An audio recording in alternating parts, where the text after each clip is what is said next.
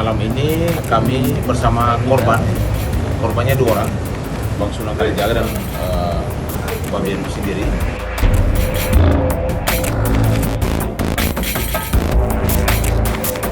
Kejadian yang tadi di TV1 berimbasnya di laporan polisi.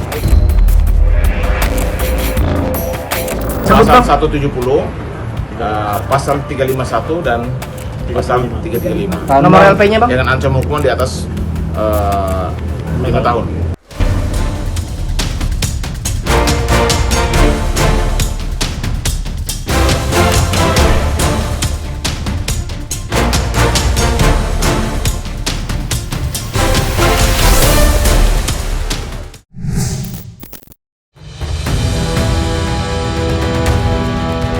Advokat Sunan Kalijaga baru saja menyambangi Polres Jakarta Selatan pada tanggal 13 Agustus 2025 dini hari. Dengan memboyong Agustinus Nahat selaku rekan sekaligus kuasa hukumnya, kedatangan itu guna membuat laporan polisi pasca sang advokat mengaku menjadi korban dugaan penganiayaan saat terlibat kisruh panas dengan pihak kuasa hukum Dr. Reza Gladys di acara debat salah satu stasiun televisi swasta. Berdasarkan penjelasan kuasa hukum, Sunan melaporkan 2 orang advokat dengan pasal 170, 350, serta 335 KUH pidana, di mana para terlapor terancam hukuman penjara di atas 5 tahun lamanya bila terbukti melanggar hukum.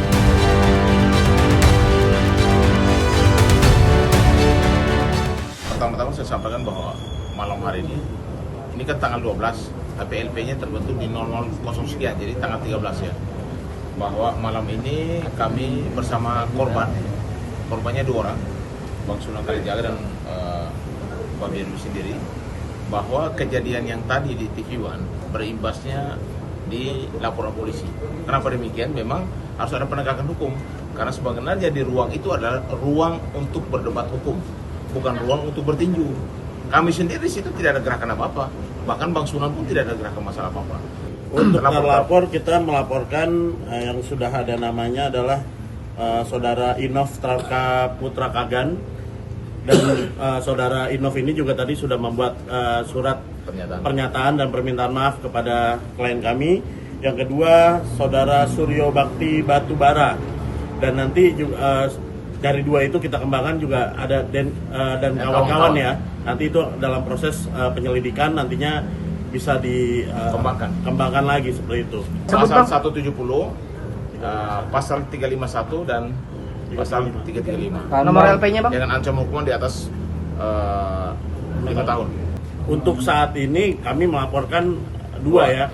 Tapi di situ kan kita juga ada DKK yang nantinya dalam proses penyelidikan bisa nanti dikembangkan oleh tim penyidik Polres Jakarta Selatan begitu. Artinya saudara berani berbuat, berani bertanggung jawab. Ya, ingat baik-baik, berani berbuat, bertanggung jawab secara hukum dan di luar hukum. Kami minta penegakan hukum segera dilakukan.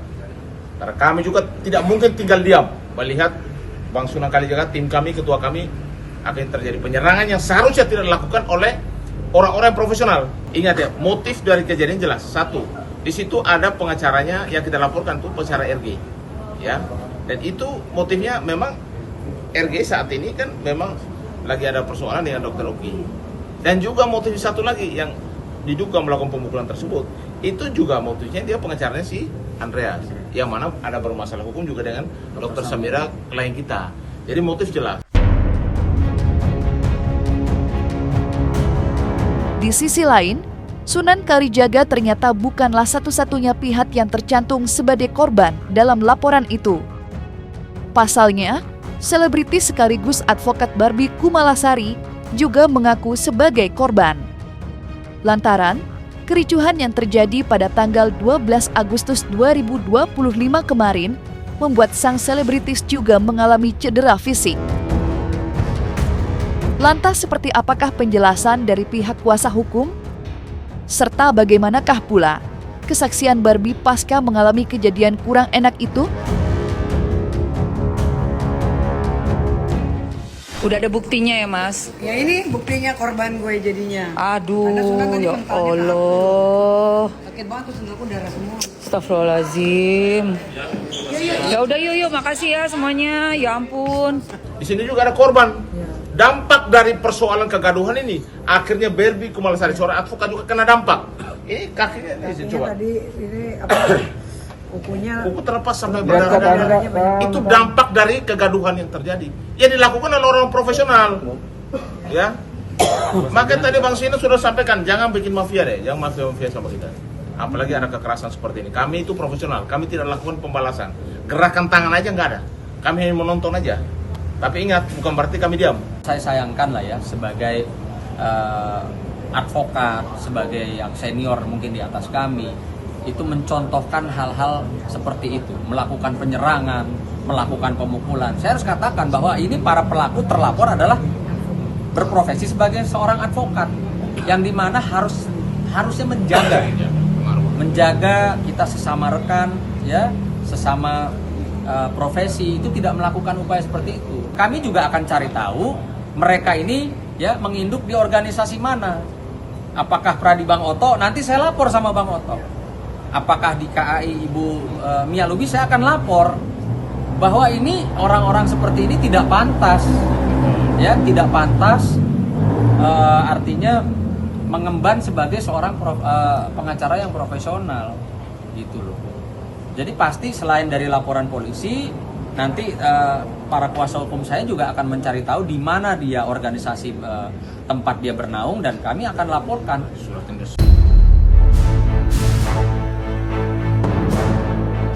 Berbicara soal laporan yang dilayangkan Sunan Kalijaga, tentu tidak dapat dilepaskan dari kejadian mengejutkan yang terjadi di salah satu studio televisi swasta kemarin. Seperti diketahui, Sunan Kalijaga diundang menjadi salah satu pembicara dalam suatu acara debat, mengingat statusnya sebagai kuasa hukum Doktis serta Dr. Oki Pratama. Di sanalah Sunan dipertemukan dengan tim kuasa hukum Dr. Reza. Acara debat sebenarnya berjalan dengan lancar. Walau tensi sedikit tinggi, namun tidak ada kejadian besar yang terjadi.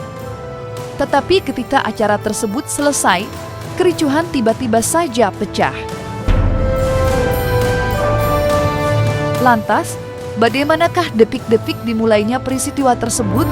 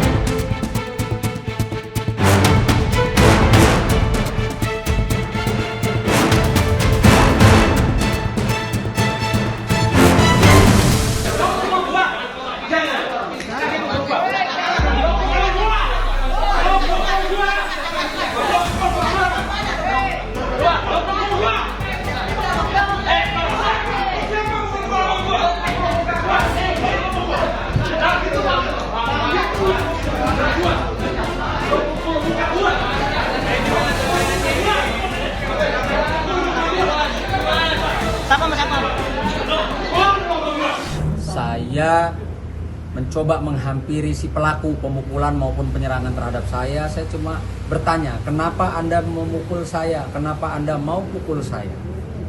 Ya, jadi itu menunjukkan bahwa saya bukan seorang pengecut. Habis kena pukul, habis didorong, terus saya pulang nangis. Bahkan saya menyatakan, ini bukan tempatnya berkelahi, ini bukan arena tinju, saya bilang.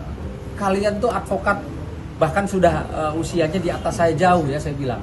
Kalian itu ini kan tahu tempat debat.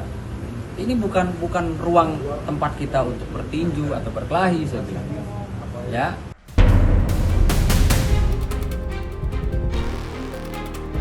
Ya, emosi Sunan Kalijaga sontak meledak tak terkira usai mengaku menjadi korban tindak kekerasan. Ia lantas berkeliling studio pengambilan gambar sembari menumpahkan emosi yang tak mampu lagi ia pendam di hati.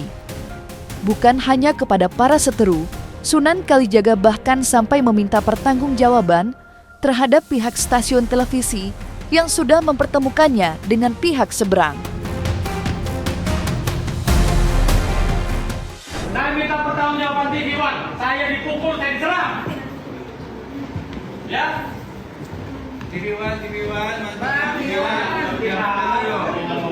Saya ini korban. TV One, ayo TV One. Siapa yang memukul? Itu minta datanya, Pak. Saya yang dipukul. Ini korban, Mas. Kenapa sampai ke bawah? Iya. Iya, yang ngurusin. Iya, ini lagi kita. Iya, Bang. Dia tadi perempuan. Aula nggak bisa tegakin. Kalau ada keributan, jadi pada selesai acara Kami juga tidak tinggal diam. Kami kasih tahu. Nanti soal pelapor nanti akan dijelaskan semuanya. Kami tidak tinggal diam, ya. Saudara dimanapun dengan baik-baik, kami tidak tinggal diam. Kami minta penegakan hukum segera dilakukan, ya. Karena kami pun bukan berdiri sendiri. Ya, saya hanya imbau saja, Anda sebagai pengacara harusnya tahu etika dan tahu hukum. Tidak boleh melakukan hal-hal yang sebenarnya itu adalah perbuatan melanggar hukum. Apalagi ini kriminal, pidana.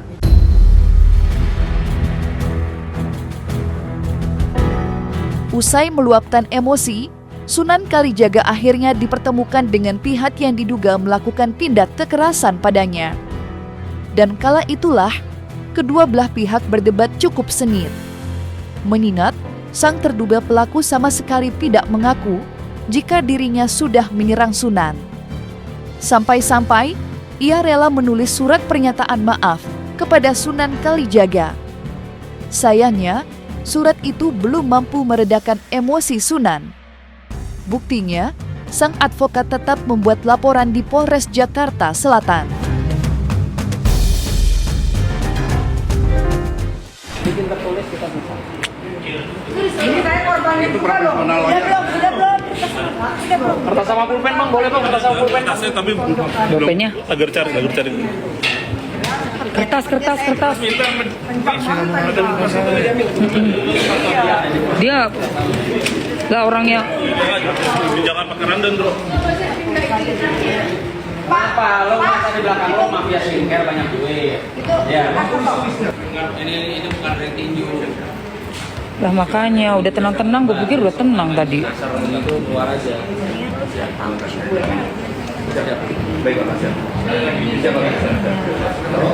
Ajaib banget. Tapi dia siapa sih? Ini orang lu siapa sih? Tapi yang bawa bapak tua tadi udah keluar langsung. Hah? Suruhan kayaknya. Ya, dan ini juga sudah kami laporkan, bahkan sudah langsung ke Pak Kapolres. Kasat juga tadi sudah kami sampaikan juga bahwa ini adalah kasus yang harus segera ditindaklanjuti segera. Kenapa? Karena yang pelakunya itu bukan orang kampung, orang yang tidak sekolah. Ini orang profesional. Tapi tidak diundang ya. Tapi ada memang tidak diundang.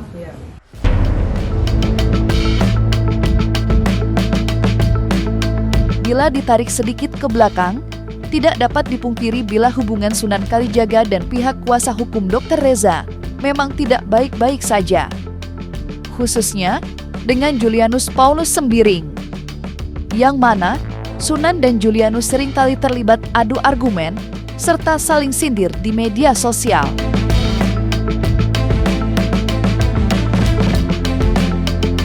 Semua itu diduga bermula lantaran Sunan Kalijaga diketahui menjadi kuasa hukum dari Dr. Oki Pratama serta Dr. Samira. Dua pihak yang sama-sama dilaporkan oleh Dr. Reza dalam laporan yang berhasil menyeret Nikita Mirzani ke penjara. Hanya saja, Dr. Oki dan Dr. Samira sampai sekarang masih berstatus terlapor. Dan dari sanalah gesekan demi gesekan terjadi. Apalagi ketika kedua advokat sama-sama lantang membela klien masing-masing. Sudah sudah disampaikan sama pengacaranya, siapa namanya? Si Anus itu. Ya, si Pak Anus itu katanya Dokter Oki awalnya. Dokter Oki lah yang sindikat ini, yang merancang ini semua. Tapi si Anus itu pengacara kan? Saya nggak tahu juga. Saya belum pernah lihat kartu advokatnya soalnya. Laporan klien kami tanggal 3 Desember. Ya, itu ada itu. 1. Atas nama Oki Pratama. 2. Atas nama si Nikita Mirjani. 3. Atas nama Ismail Marzuki. Itu laporan klien kami.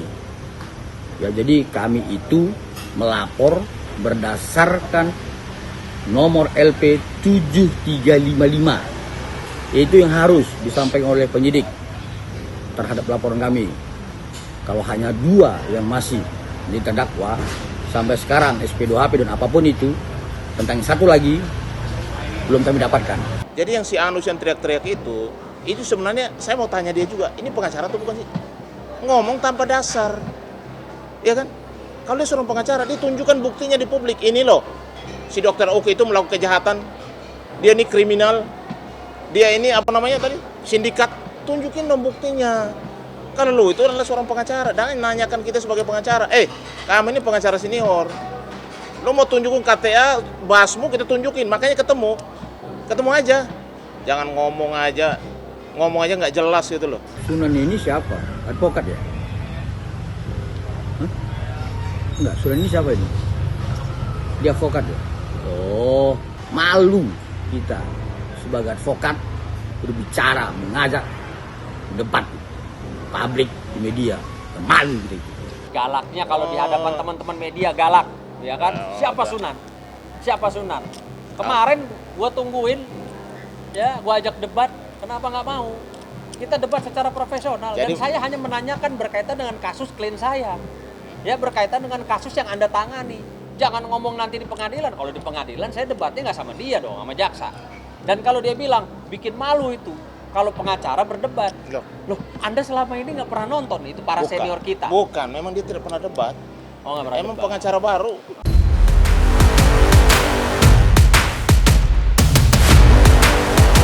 Nah, selesai sudah Cumi Lovers. Jangan lupa untuk like, subscribe, dan juga share channel YouTube Cumi Cumi.